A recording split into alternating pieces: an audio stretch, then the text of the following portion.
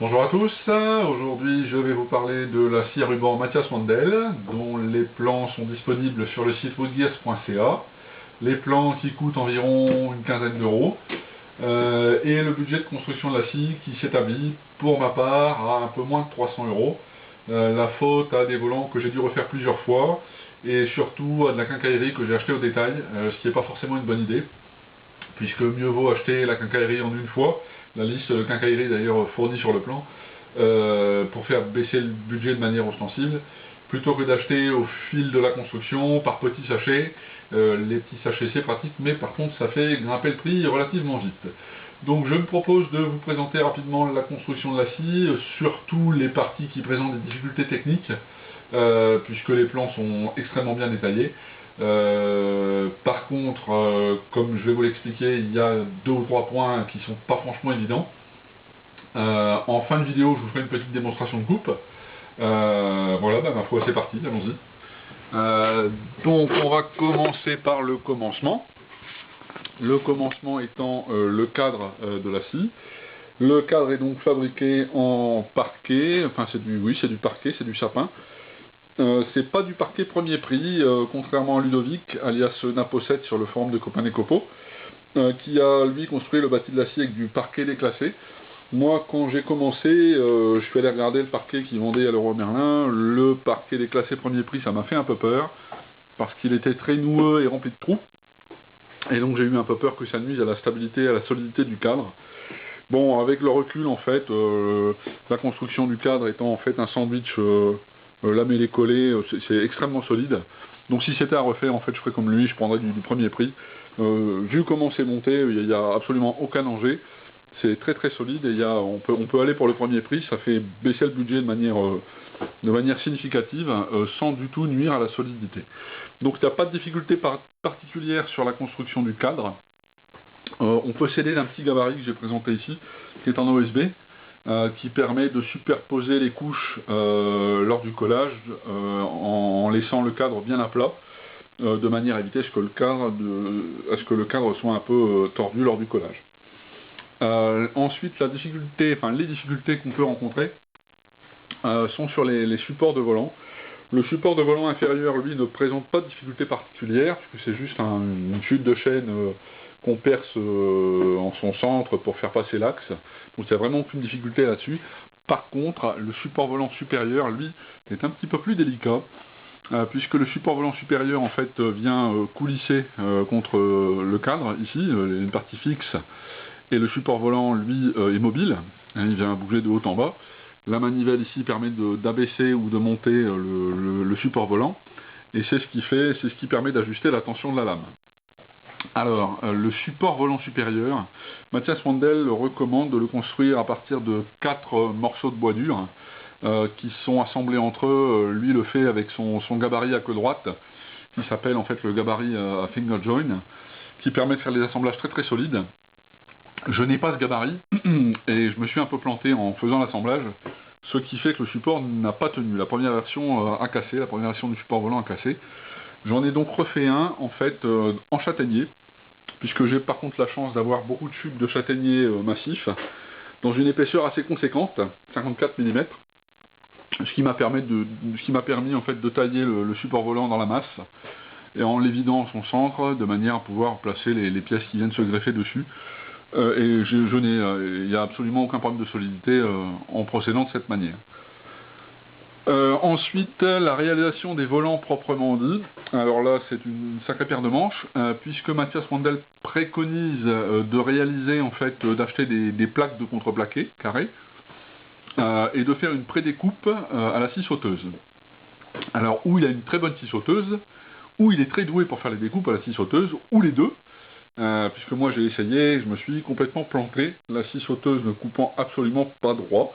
Je me suis donc repris à plusieurs fois, et j'ai préféré, pour finir, réaliser un gabarit de coupe à la scie circulaire, à scie sur table, donc une plaque d'OSB, percée en fait au milieu, dans lequel on vient emmancher l'axe, on pose en fait la plaque dessus, et en chariotant, en fait, ça permet de découper le carré en fait au rond, et d'avoir un rond parfait. Alors, un rond parfait pour le volant, c'est extrêmement important. Il y a deux choses qui sont importantes avec ces volants. il faut que le volant soit parfaitement rond, de manière à ce que quand le moteur tourne et entraîne la lame, eh bien, on n'ait pas de mouvement de gauche à droite avec la lame. Donc ça, s'il y a la moindre excentricité sur le volant, ben ça fait qu'on va avoir ce mouvement-là en fait à la rotation du moteur. Et puis la deuxième difficulté, c'est d'avoir des roulements qui soient parfaitement coplanaires avec les volants. Donc sur chaque volant, en fait, il y a deux roulements qui sont montés sur bride. Il y a un roulement à l'avant du volant et un roulement à l'arrière, dans lequel vient se mancher l'axe. La grosse difficulté, c'est d'avoir effectivement les roulements qui soient parfaitement coplanaires. Donc si vous avez un roulement qui est monté un peu comme ça en biais par rapport au volant, et bien quand le moteur tourne, vous allez avoir un mouvement du volant qui va osciller comme ça, légèrement, d'avant en arrière. Et cette oscillation va entraîner en fait un mouvement de la lame d'avant en arrière. Alors pour ma part, j'ai réussi à avoir des volants qui sont parfaitement ronds, avec la scie circulaire. Par contre, je n'ai pas réussi à avoir un alignement parfait des roulements, ce qui fait que j'ai effectivement une petite oscillation des volants, ce qui entraîne un léger mouvement d'avant en arrière de la lame lorsque le moteur tourne. Bon, c'est très léger, et c'est absolument pas gênant lors du fonctionnement de la scie. Ça gêne en rien le bon fonctionnement de la machine. Que dire de plus? La table ne présente pas de difficulté particulière. C'est du contreplaqué 18 mm. J'ai pour ma part récupéré en fait la règle courte de la scie sur table Kitty 617, ce qui me permet en fait d'utiliser le guide de coupe ici, la règle courte, avec les difficultés que j'ai déjà exposées pour le réglage et qui m'ont amené à investir dans une Incra pour la Kitty 617. Bon, c'est un peu embêtant à régler, mais enfin, c'est mieux que rien du tout. La deuxième chose par rapport à cette table et qui n'est pas sur le plan, c'est la rainure que j'ai adaptée ici et qui me permet d'utiliser également le guide de coupe d'onglet qui provient de la Kitty 617 également. Voilà, bon là évidemment le guide lame gêne un peu le passage du guide d'onglet, mais enfin bon c'est pratique, ça permet d'utiliser des accessoires à moindre coût, puisque tout ça c'est de la récup. Le cache-lame ici, en fait le socle est en bois dur, c'est du chêne. Là c'est une chute de métal. Mathias Mandel lui utilise un boîtier de PC reconditionné pour faire le cache-lame. Pour ma part je n'avais pas de boîtier de PC, j'ai donc été obligé d'acheter une plaque de métal. Bon, la mise en forme pose pas de problème particulier, hein. C'est du métal assez fin, donc il n'y a vraiment pas de souci. Que dire de plus sur cette scie? Le moteur dont on a pas mal parlé sur d'autres postes est un moteur Leroy Sommer que j'ai récupéré sur 30 € à 30 € sur le Bon Coin. J'en profite ici pour remercier tous les gens qui sont un peu investis pour le branchement du moteur. Je pense à Dorora notamment, qui s'est pas mal investi pour m'aider à la remise en route. On aperçoit le condo de démarrage qui est laissé en l'état. Il fuit toujours un peu, mais enroulé comme il est là avec du scotch, il n'y a absolument aucun risque. Là, il ne fuit plus du tout. Je vais en racheter un, hein, ça coûte une trentaine d'euros. Mais en l'état, je le laisse comme ça. Il démarre très très bien et ça permet d'utiliser la scie sans problème particulier. L'interrupteur, bon bah là c'est un peu bricolo-bricolette. Je ferai peut-être un truc un peu plus secure dans les semaines qui viennent. Ça fonctionne, donc je le laisse en l'état. La lame, quant à elle, est une lame de 15 mm de large, avec un pas de 6 mm entre chaque dent. C'est une lame en fait qui est plus orientée pour la refente que pour le chantournage, hein. Clairement on ne peut pas chantourner avec ça. On peut faire des coupes avec des rayons de courbure qui sont assez larges. Par contre, dès lors que le rayon de courbure est assez étroit, ça devient délicat, hein, ça devient difficile, c'est pas fait pour ça. Le carter, lui, ne respecte absolument pas le plan. Puisque Mathias Mandel préconise de le faire en 2 fois, un carter supérieur qui se déboîte. Pour ma part, j'ai pas pu réaliser comme ça parce que la scie est déjà assez haute. Donc le déboîter par le haut, c'était un petit peu difficile. Et sur le plan de Mathias, en fait, il n'y a que la partie basse qui s'ouvre, qui est montée sur charnière. Moi, j'ai fait un carter en une fois, en une seule pièce, et je l'ai construit en fait directement sur le bâti. C'est-à-dire que j'ai posé les gonds, j'ai posé une planche sur les gonds et j'ai construit le carter autour de la planche. Voilà, ça marche très très bien, je l'ai peint aujourd'hui au pistolet, je me suis d'ailleurs beaucoup amusé. Je vais vous faire une petite démo, je vais d'abord mettre le carter avant de lancer le moteur, et puis je vais vous faire une démo de coupe sur une planche en sapin là, qui traîne, pour que vous puissiez voir ce que ça donne. Le temps de mettre en place le carter.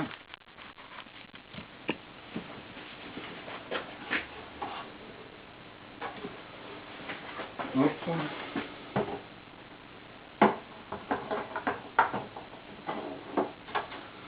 Voilà, pour le fermer, il faut que j'aide un petit peu la lame à rentrer, puisque là elle est tendue. Donc ça gêne un peu la fermeture. Et pour le maintenir verrouillé, j'utilise une petite chute. Voilà, une petite lamelle de chaîne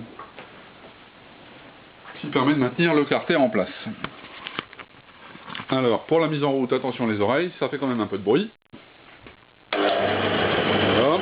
Alors, ce que j'expliquais tout à l'heure, je ne sais pas si on voit bien, on a un léger mouvement d'avant en arrière de la lame, sur cet axe-là. Par contre, sur celui-ci, la lame est parfaitement stable, il ne bouge absolument pas d'avant en arrière, enfin de gauche à droite. Donc là, je vais réaliser une petite coupe, pour une coupe qui va bien. Bon, sur une planche en sapin.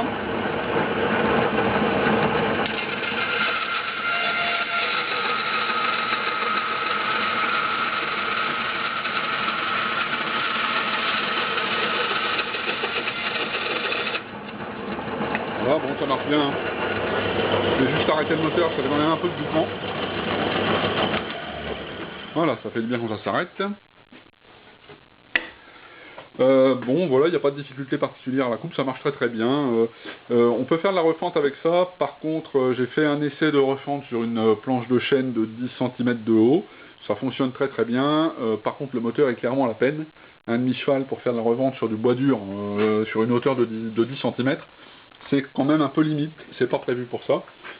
Donc je ferai la refonte à la scie sur table et je réserverai la scie ruban aux travaux de champ-tournage ou autres. Voilà, donc écoutez, j'encourage tous les gens qui veulent se lancer à franchir le pas. Il n'y a vraiment pas de grosses difficultés. Le seul truc, c'est qu'il faut faire attention avec les volants. Franchement, la scie sauteuse, moi perso, je ne recommande pas. Pour le reste, les plans sont vraiment très très bien faits, très très bien détaillés. Et toutes les difficultés techniques sont bien expliquées.